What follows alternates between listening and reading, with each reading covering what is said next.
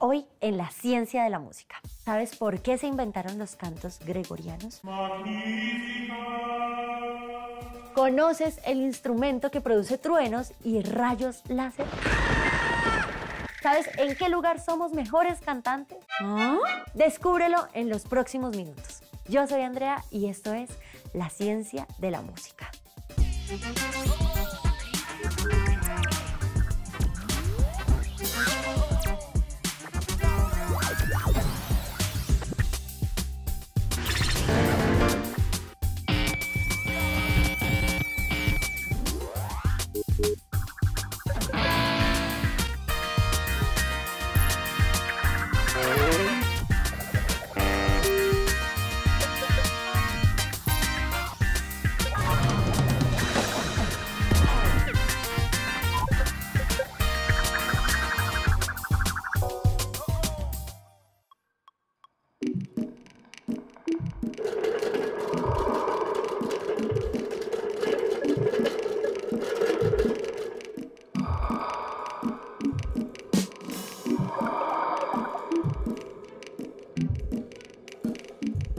Esta artista que estamos escuchando se llama Andrea de Francisco, también conocida como Andrea Latas.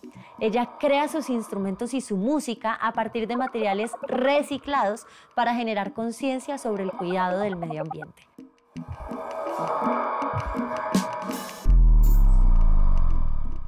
Pero, además de este mensaje que es tan importante, su música es increíble. Escuchen esto.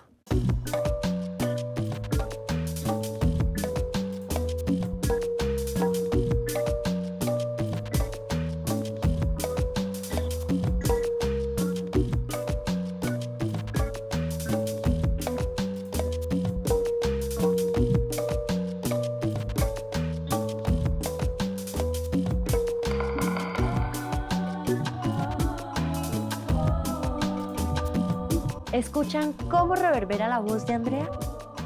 ¿Sienten que su voz parece alargarse?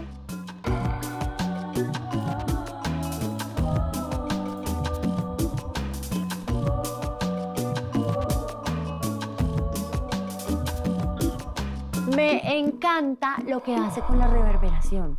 Y ustedes dirán, ¿reverberación? ¿Qué? Pues aunque no conozcan la definición, seguramente conocen muy bien el fenómeno. Y a propósito, me llegó esta pregunta al blog. Hola, Andrea. ¿Por qué mi papá dice que canta muy bien en la ducha? Esto es algo que nos pasa a todos. No hay ningún lugar donde nos escuchemos mejor que en la ducha. Y si ustedes no me creen, vean esto.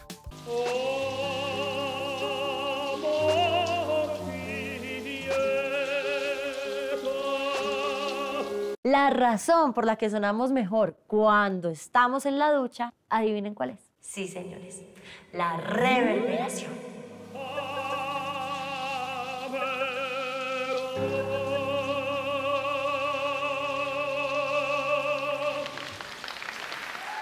La reverberación está en todos los lugares, solo que en algunos la escuchamos más que en otros. Frescos, ya les voy a explicar. Cuando emitimos un sonido, las ondas viajan en todas las direcciones. Las ondas de sonido chocan contra todo lo que encuentran. Una parte de esa energía es absorbida por el objeto contra el que chocan y otra parte se refleja, o sea, rebota. Cuando hablamos dentro de una habitación, el sonido que le llega a las personas que nos escuchan no es solamente el que sale directo de nuestra boca, sino también todos los reflejos de ese sonido en las paredes, el techo, el piso, los muebles, mejor dicho, en todo. Esto produce dos fenómenos, la reverberación y el eco, y mucha atención. Cuando el sonido reflejado se escucha en menos de 50 milisegundos con respecto al sonido directo, se da el fenómeno de reverberación. Reverberación. En este caso, el cerebro piensa que el sonido simplemente se ha alargado. La reverberación. Y cuando el sonido reflejado se demora más de 50 milisegundos en ser escuchado, se da el fenómeno del eco. ¡Eco! En este caso, el cerebro puede distinguir entre el sonido original y el sonido que se refleja. Eco. Y les voy a dar dos ejemplos sencillísimos. Cuando los objetos están cerca, como las paredes de la ducha, por ejemplo, las ondas sonoras rebotan rápido y escuchamos la reverberación. En cambio, cuando los objetos están lejos, como una montaña, escuchamos el eco porque el sonido que rebota se demora más tiempo en llegar a nuestros oídos. ¿Se entiende, no? ¡Sí! Los materiales porosos, como las telas, absorben mucha de la energía de la onda y por eso reflejan ondas sonoras con menos energía. En los estudios musicales, como este, se utilizan materiales porosos en las paredes. Por ejemplo, espumas, cuya función es debilitar las ondas sonoras para evitar la reverberación excesiva y capturar el sonido directo de forma más pura. En cambio, los materiales más densos absorben menos energía y reflejan ondas sonoras con mayor energía. Por ejemplo, las baldosas de las que están hechas las paredes de las duchas son densas y por eso reflejan ondas sonoras con más energía. Cuando cantamos en la ducha, el sonido de nuestra voz se refleja en las baldosas y por esto nos escuchamos con una altísima reverberación, lo que nos parece bonito. Además, el sonido reflejado nos permite escuchar si estamos desafinados y corregirlo de inmediato. Esto sí es magia, señores. Por eso creemos que cantamos mejor cuando estamos en la ducha.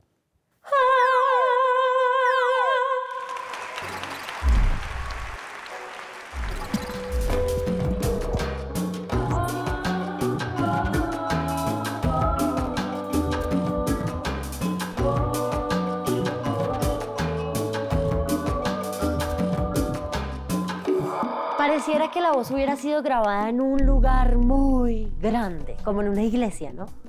Esto es porque escuchamos una gran reverberación, como si el sonido rebotara en muchas paredes y tardara en llegar.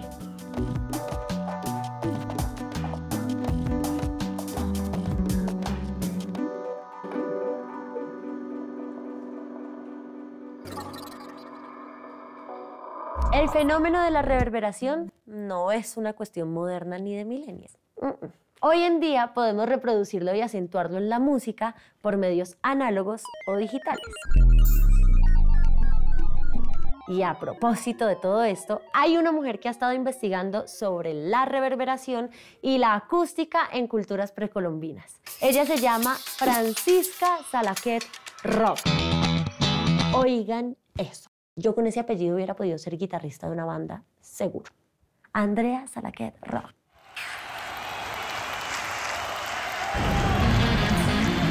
Francisca se sentía fascinada por una trompeta de 1500 años de antigüedad que había visto en el Museo Nacional de Antropología de México.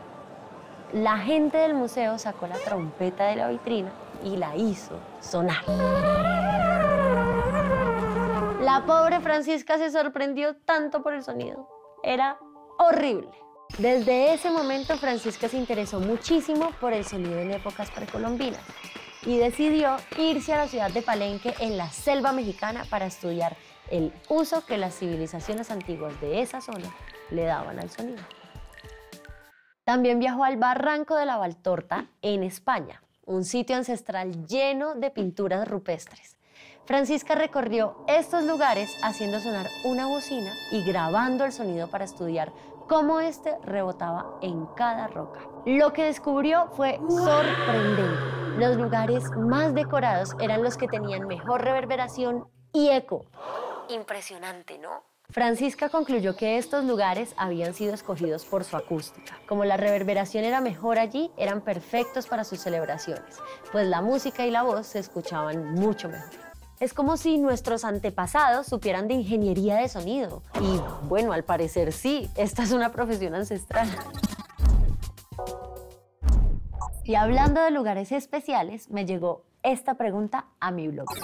Hola Andrea, una tía me dijo que las iglesias tenían buena acústica, ¿eso es verdad? No, tengo que decirte que no es cierto. La acústica de las iglesias no es la mejor, de hecho. Al menos no para escuchar el sermón, que es para lo que se construyeron. Los muros de las iglesias están hechos con materiales que reflejan mucho el sonido y por su diseño el sonido rebota más. Todas estas reverberaciones y ecos dificultan que escuchemos bien porque se mezclan con el sonido directo y todo se vuelve una melcocha. La razón es muy simple. Cuando alguien habla en un espacio como una iglesia, la reverberación de una sílaba se choca con la otra y esto hace que lo que dicen sea muy difícil de entender. Y es aún más difícil si la persona habla muy rápido.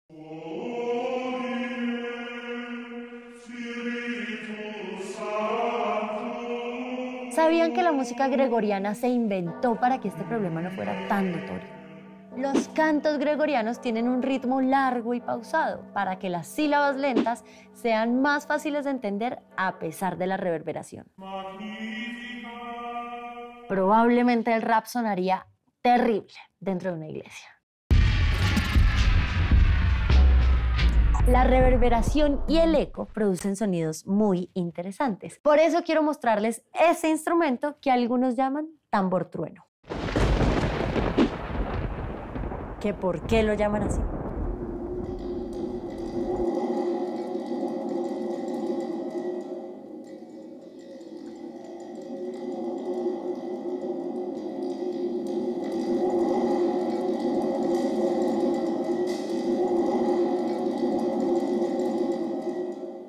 Bueno, pues lo que hace tan interesante este instrumento es el efecto sonoro que genera.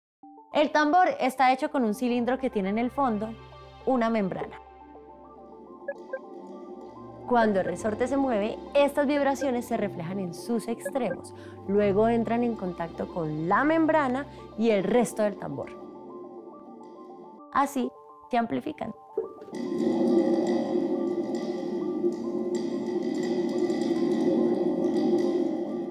Lo que estamos escuchando es un efecto de reverberación producido por el reflejo dentro del resorte. ¡Wow! Y bueno, eso es todo por hoy. Espero haber respondido a todas sus preguntas y que hayan aprendido un montón sobre la reverberación y el eco, al igual que yo. Recuerden que la música es pasión y emoción, pero también ciencia. Nos vemos en el próximo capítulo de La Ciencia de la Música.